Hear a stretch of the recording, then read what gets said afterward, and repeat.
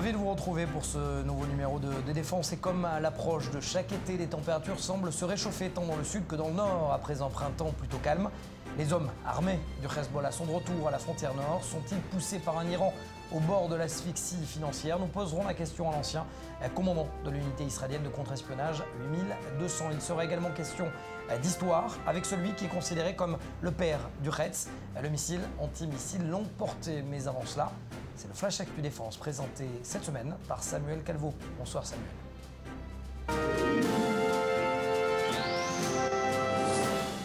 Bonsoir Mathias, direction le nord d'Israël pour commencer. La température s'est brusquement réchauffée avec plusieurs incidents sécuritaires.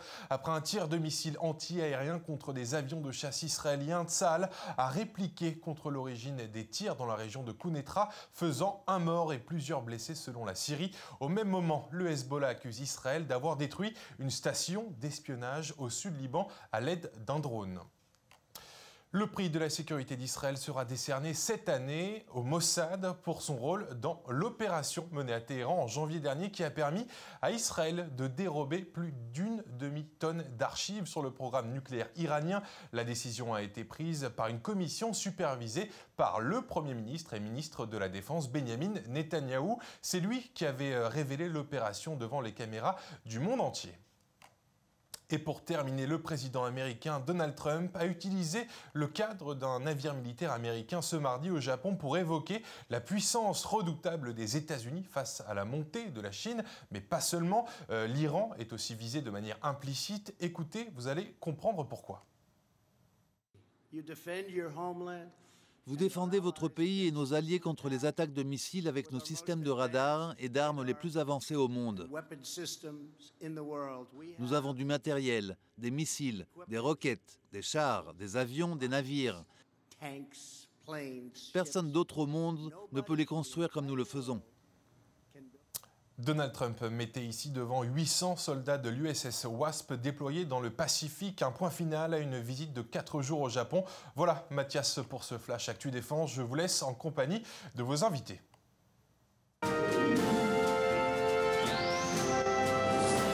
Merci Samuel. Et pour notre premier invité, Hanan Geffen, bonsoir. Vous êtes l'ancien commandant de l'unité de contre-espionnage 8200. Première question, est-ce qu'Israël a vraiment détruit une station de contre-espionnage en début de semaine? Nous sommes, ces dernières années, toutes les trois fois par mois, nous entendons du Liban des informations sur la découverte de systèmes de renseignement. Il y a une panique au Liban. Les Libanais sont très inquiets de la capacité israélienne de comprendre ce qui se passe dans tout lieu au Liban. Et ils ont une fièvre comme ça. Ils recherchent des espions et c'est le contexte. J'aimerais vous montrer une photo, Hanan, où on voit un certain Mohamed Jafar Kazir. Voilà, il est juste derrière Bachar al-Assad, le responsable financier depuis plus de 20 ans des trafics d'armes et de drogue du Hezbollah, pour les premières fois sous les projecteurs aux côtés de Rouhani et Assad. Donc, ça signifie que le Hezbollah, finalement, n'a plus peur des éliminations ciblées? Entre Israël et le Hezbollah, il y a déjà une compréhension de ce qu'on peut et ce qu'on ne peut pas. L'homme des finances n'est pas très important du point de vue israélien. Ce n'est pas un homme d'opération. Il ne fait pas des opérations directes contre Israël. Ainsi, il peut penser qu'il n'est pas sur la liste des personnes recherchées israéliennes. S'il était un homme d'opération contre des soldats, qu'il avait tiré contre des localités israéliennes civiles, oui, il aurait à craindre. Et pourtant, le même type d'homme responsable financier du Hamas a été éliminé dans la bande de Gaza. Or, lui, pour l'instant, il n'est pas dans la ligne de mire, visiblement. Il n'est pas dans la liste des gens qui doivent être liquidés, mais sauf s'il est impliqué dans des opérations.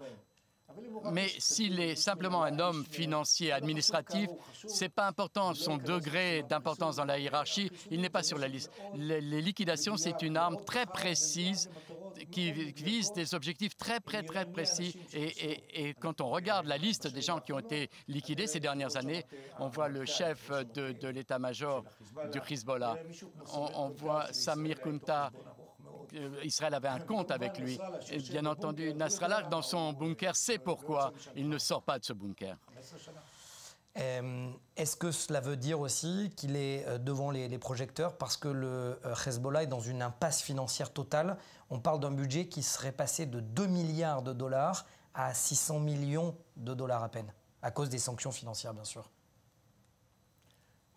Écoutez, Hezbollah, il faut voir l'origine du Hezbollah. Hezbollah, c'est un parti dont la force militaire a été construite par l'Iran et financée par l'Iran. Et les officiers iraniens suivent toutes les opérations du Hezbollah. Nasrallah, dans ce contexte, est une marionnette totale. Ainsi, dès le moment où les Iraniens ont des problèmes financiers, ça se répercute immédiatement sur le Hezbollah et les actions quotidiennes du Hezbollah et ses dépenses. Il doit entretenir une armée en Syrie, au Liban, avoir des réservistes qu'il doit payer. Oui, mais est-ce que ça veut dire que lorsqu'on est dans une impasse, la meilleure solution reste la guerre ?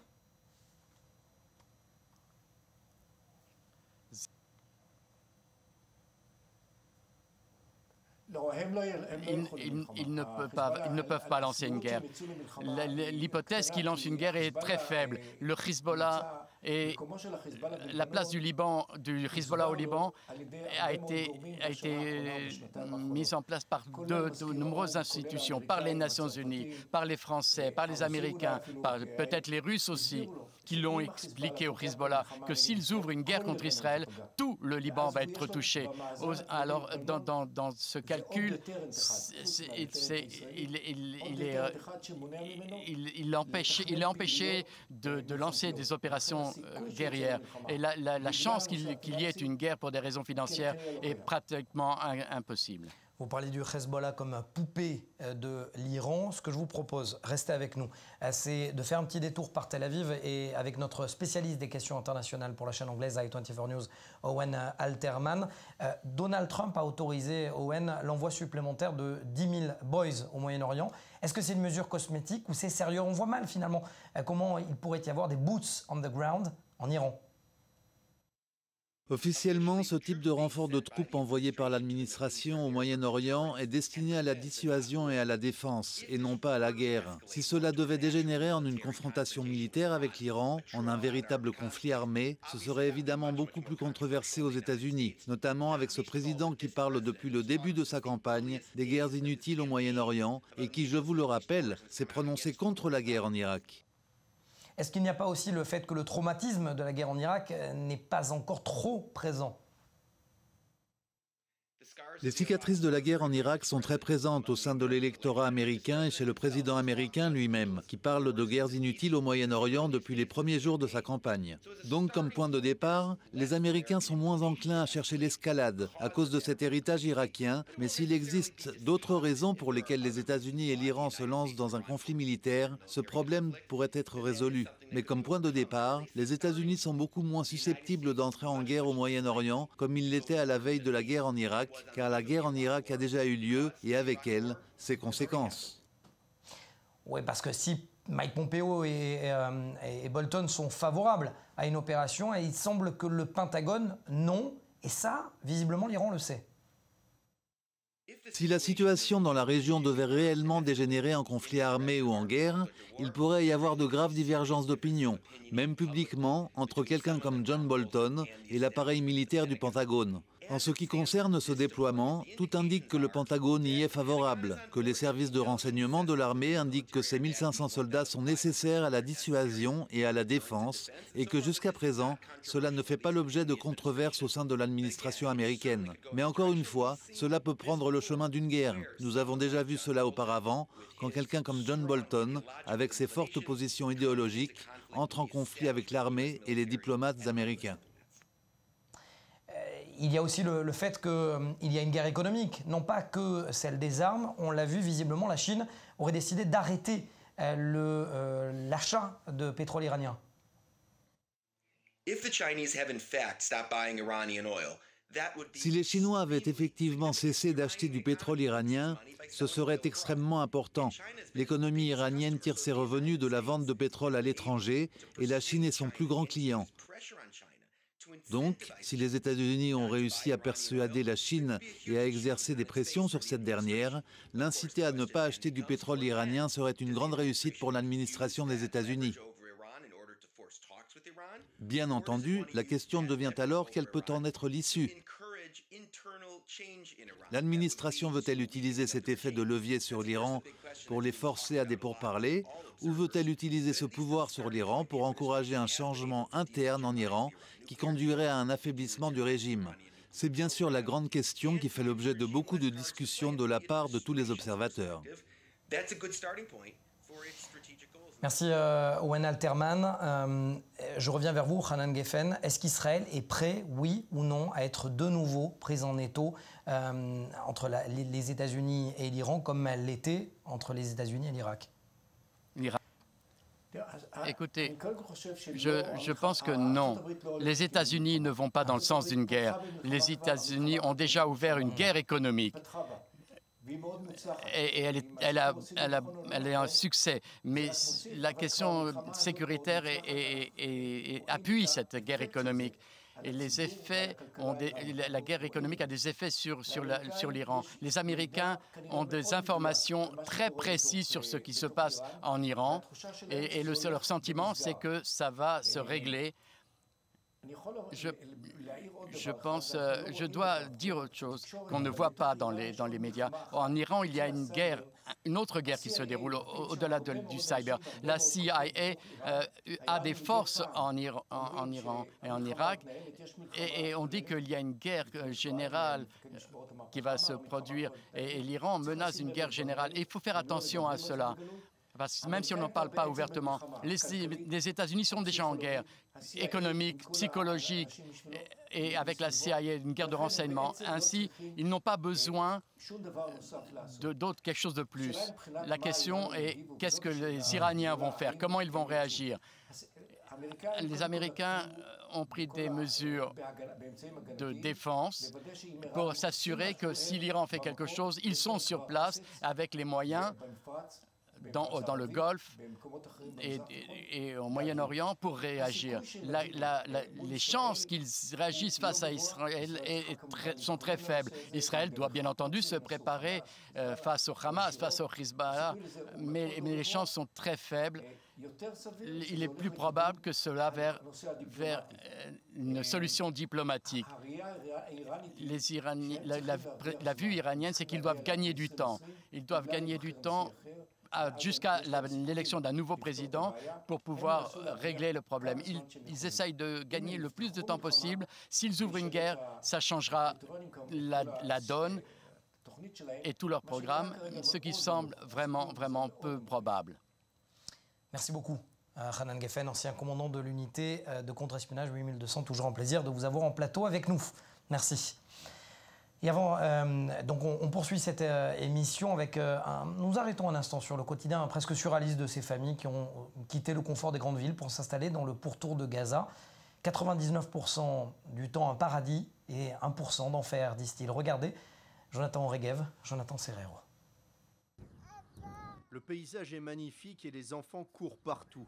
Tout ce qui leur importe, c'est leur glace. Vous vous sentez comme dans des vacances de rêve. En fait, il s'agit de Nahal Oz, une communauté située à la frontière entre Israël et Gaza. Nous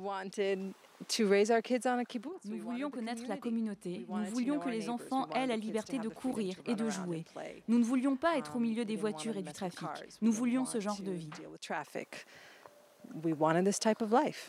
Naomi et Amir Petel sont arrivés de Jérusalem il y a au moins 2 ans avec leur fils Erez. Un autre fils, Nir, est né ici. Mais ils ne regrettent pas une minute leur déménagement. 98% du temps ici, c'est vivre comme dans un paradis. Nous vivons une vie tranquille, nous nous amusons. Nous travaillons ici, au kibbutz, nous connaissons nos voisins. Les enfants peuvent courir librement, mais leurs parents sont toujours prêts à faire face lorsque la sirène d'alerte rouge peut retentir. Vous attrapez vos enfants et vous allez dans leur chambre qui est la pièce de sécurité et vous mettez une vidéo et vous dites que oui, impossible de passer outre ce son d'alerte rouge. Mais nous allons bien et nous allons de l'avant. Même la visite au travail du père dans cette plantation de fruits illustre les complexités de cet endroit. D'une part, les enfants courent en cueillant des bananes directement dans l'arbre. C'est ce dont j'ai toujours rêvé en leur montrant de quoi leur nourriture provient. Mais d'autre part, vous ne pouvez pas ignorer la batterie du dôme de fer omniprésente dans ce paysage pastoral. C'est la réalité, c'est ce qui nous a assuré la sécurité, c'est ce que les enfants savent et c'est ce que nous savons. De retour dans ce village, les environs paisibles se confondent avec la vue des abris situés tous les 100 mètres. Cette folle réalité est ce que beaucoup de gens appellent leur chez eux et ils l'adorent. Allez, on ouvre une page d'histoire à présent avec ce missile antimissile Retz, l'un des plus performants de sa génération. Regardez, 1 minute 15 à peine, et on parle juste après avec le père justement de ce projet. Puissant, rapide, efficace. Le programme Retz, Arrow en anglais, est une famille de missiles antibalistiques mis au point par Israël pour lutter contre les missiles sol-sol d'une portée de plusieurs centaines, voire milliers de kilomètres. Le Retz a été financé conjointement par Israël, les États-Unis et l'Inde. Il existe 3 versions, Retz 1, 2 et 3. Le Retz 3 opère à des vitesses plus élevées, une plus grande distance et à une altitude supérieure à celle de son prédécesseur. Retz 2 était pourtant déjà capable d'intercepter ses cibles au-dessus de la stratosphère, suffisamment haut pour intercepter des armes nucléaires, chimiques ou biologiques. Le système est transportable et opérationnel aussi à basse altitude. Il peut également intercepter une salve de 5 missiles entrant simultanément dans un intervalle de 30 secondes. Une telle capacité n'est actuellement possédée que par 2 pays, les États-Unis et la Russie. Selon le président de l'agence spatiale israélienne, Retz 3 pourrait même abattre des satellites. Là encore, une capacité rare aujourd'hui. Un missile Retz a entre 90 et 99% de chances de détruire sa cible. Associé à d'autres systèmes de défense, comme le dôme de fer ou la fronde de David, Retz 3 est donc sans aucun doute l'un des plus performants réseaux de défense d'Israël. Et j'ai l'immense plaisir de recevoir sur ce plateau Dov Raviv, ingénieur aéronautique et surtout le père de ce missile Retz. Dov Raviv, merci d'être avec nous. Bonsoir. Racontez-nous d'abord la genèse de ce projet. Comment tout a commencé ? Ça a commencé par le fait que, en janvier 1966, le général Abramson a visité Israël, qui était alors le directeur de la défense stratégique, le programme stratégique des États-Unis, qui a commencé avec sous le président Reagan. Il est venu en Israël pour obtenir une aide politique d'Israël parce qu'au même moment, nous étions sous la menace de missiles de Saddam Hussein qui parallèlement avait demandé à développer une arme nucléaire. Donc ça veut dire que ce n'est pas à la demande des Israéliens, mais celle des Américains que vous avez créé le Retz. Oui, exactement. Cela veut dire que Abramson était venu en Israël pour recevoir une aide, un soutien politique dans la guerre des étoiles. Dans ce cadre-là, les industries aériennes et spatiales israéliennes devaient présenter des projets. J'étais alors directeur des programmes stratégiques israéliens. Et alors, en fait, par ma connaissance des systèmes de missiles balistiques, j'ai proposé le système Retz, qui était une surprise pour Abramson. Est-ce que vous avez eu le soutien de vos supérieurs ? J'étais très dominant dans les industries aériennes.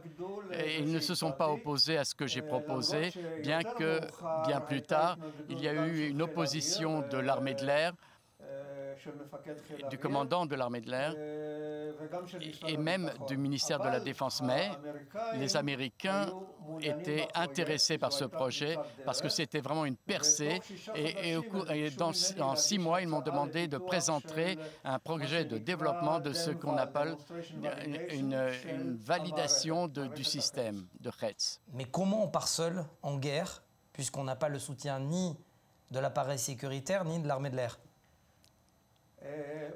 Ce qui est important, ce que les Américains veulent et pas ce que les Juifs pensent. En fait, j'ai reçu un feu vert pour présenter cette proposition. Je l'ai présentée pour le développement du projet Hertz avec des essais. Et au bout de 2 ans, en juin 1967-68, il a été signé un contrat avec les Américains pour le développement du Hertz à $2 millions. Mais finalement, l'histoire se répète, parce que plusieurs années plus tard, Amir Peretz est dans la même situation quasiment que vous.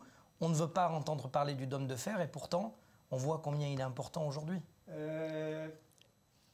Écoutez, Amir Peretz a fait ce que les ministres de la Défense précédents n'avaient pas fait, mais en fin de compte, son accord pour développer le système dôme de fer était une bonne décision parce qu'aujourd'hui, le dôme de fer est vraiment actif face au... Est-ce que vous pensiez que finalement, votre projet allait être ce qu'il est aujourd'hui, c'est-à-dire finalement, sur vos jeunes épaules, le poids, quasiment la défense de tout un pays? C'est vrai. Je suis venu d'un milieu, d'un monde qui est un monde des rescapés. Les missiles balistiques que je développais étaient dans cet objectif. Et ainsi, la survie de l'État était dans mon sang et le développement du Hertz avec ses objectifs était de donner une chance de survie à l'État d'Israël face à une menace nucléaire. Dov Raviv, vous êtes ingénieur, mais vous n'êtes pas magicien, ni devin, jusqu'à preuve du contraire. Est-ce que vous saviez que l'Iran aujourd'hui menacerait la survie même de l'État d'Israël? Non, non. L'objectif était de se défendre face à des menaces irakiennes qui, en fin de compte, Begin a détruit leur centrale nucléaire, mais le système de Hertz que j'ai développé avait une capacité de défense contre des missiles à longue portée, ce qui fait que ce n'est pas quelque chose qui était destiné contre l'Iran, contre l'Irak, mais c'est un système général de défense aérienne de l'État d'Israël et avec des probabilités de 99% qu'il n'y aura pas de pénétration nucléaire. C'est-à-dire que même aujourd'hui, si l'Iran tire un missile nucléaire ou 3 missiles nucléaires, ils n'ont quasiment aucune chance de rentrer dans l'espace aérien israélien. Ce qui était vrai il y a avant 86 est encore vrai aujourd'hui. Le système Hertz 2, qui est le système que j'ai développé, défend l'État d'Israël aujourd'hui. En plus de cela, il y a le Hertz 3 qui a été développé, qui a des objectifs beaucoup plus loin, plus larges. Mais du point de vue de défense d'Israël, le Hertz Stein est la réponse qui est valable jusqu'à aujourd'hui. Dov Raviv, vous faites partie de cette génération dorée, de ceux qui sont venus de l'extérieur, certains de France, d'autres, vous, comme de Roumanie, de cette génération dorée qui avait finalement construit le système de défense israélien. Est-ce qu'on doit parler au passé de cette génération de visionnaires? Est-ce que vous pensez que cette génération dont vous faites partie finalement est passée, c'est du passé, et aujourd'hui on est plus dans l'époque des robots plutôt que celle des cerveaux? Écoutez, je suis venu en Israël en 1948. J'ai grandi et j'ai été éduqué en Israël. Et parallèlement, avec toute cette génération qui a fait la même chose, je n'ai pas eu quelque chose de particulier. Car on m'a donné la possibilité d'étudier l'ingénieur aéronautique et de travailler pour la l'armée de l'air et d'arriver à une situation où j'étais prêt pendant 30 ans de créer. Et aujourd'hui, ça nous fait plaisir de finalement mettre en lumière ceux qui étaient dans l'ombre et finalement ceux qu'on ne connaît pas au quotidien. C'est-à-dire que les 8 millions d'Israéliens doivent leur sécurité aussi à des gens comme vous.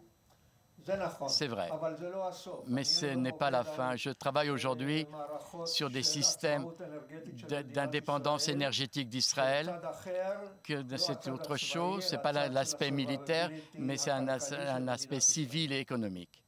C'est-à-dire très rapidement que finalement l'administration civile et militaire peuvent aller de pair en Israël? Bien entendu, ça dépend à quel âge de la vie vous faites cela. Jusqu'à 55 ans, j'ai fait de la sécurité et maintenant je fais de l'indépendance énergétique. Merci beaucoup, Dov Raviv. Je rappelle que vous êtes le père du Hetz, de ce missile anti-missile Hetz 1 et 2, on l'a bien compris, et le troisième qui s'est visiblement inspiré de vos techniques de défense. Merci beaucoup, Dov Raviv, d'avoir été avec nous dans cette émission Défense. Merci beaucoup. Avec plaisir. Voilà, cette émission de Défense touche à sa fin. Vous pouvez revoir tout au long de la semaine les meilleurs moments et les interviews que nous avons eues au cours de cette émission avec l'ancien commandant de l'unité 8200 et donc cette interview également avec le père du missile Hetz. Restez connectés bien évidemment sur i24 News. L'information continue sur notre chaîne. À très vite, la semaine prochaine, même heure, même endroit sur le plateau de Défense.